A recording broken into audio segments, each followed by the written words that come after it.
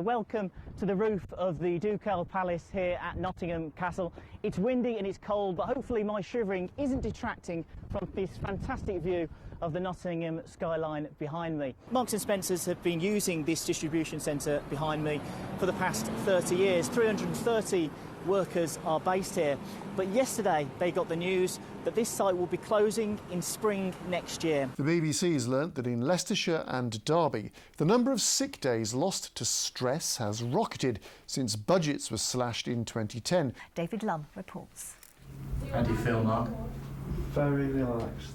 This may look like a spa, but actually, we're at Nottinghamshire Police's headquarters.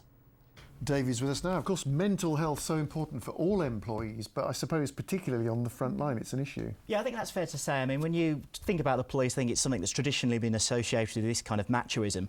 But the reality is that this is something that we need to deal with, you know, for everyone. It's the kind of thing that will benefit the individual force, the officer, the taxpayer. You heard a couple of ideas there in my package. One of them is this police covenant. The idea of that would be a kind of a pact between society and the individual police officer to make sure that this is dealt with. It will give them kind of quicker access to healthcare and this kind of thing. David Lumb is at the airport now. Well, Quentin, we're used to seeing East Midlands Airport nice and busy, but when was the last time you saw this passenger terminal looking like this? Airports across the country have been affected by the coronavirus outbreak, but here, unlike a lot of other airports, they've been able to weather the storm to an extent because of the large number of cargo flights.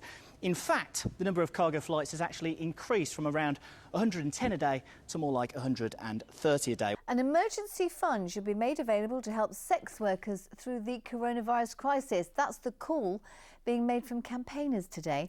One woman from Nottingham says she believes that a third of escorts are flouting restrictions and continuing to work. I've been offered a lot more money than what I normally charge. There has been a few of kind of like my regular clients that I've not ignored, and I've said, look, I'm not working. One just at first got a bit shirty with me. As you can imagine, police are used to picking up some unusual things, but it's not often they need to pick up a penguin. Officers spotted it waddling down a road in the village of Strelly in Nottinghamshire in the early hours of this morning. It's all going on today. As you can see, you've got a gentleman cutting material over there. There's a lady here that's making pattern. So when the government put forward this call to arms, they did feel here that they had something to offer. Come on, David, you're doing well. First time, you're doing really beautifully. Robin?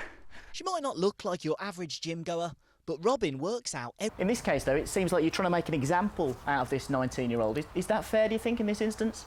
I don't think that's a fair proposition to put at all, no. With coronavirus scuppering exams this year, finding a solution was never going to be easy. This is the generation that will always be associated with the pandemic. But here today there's a feeling of relief that at least the fate of these students has been decided by some of the people who know them best. Hi Sherilyn. Hi David, how are you? Yeah, good. Nice to see you back open. Hi David. Cafes, bars and restaurants are exempt from the new rules,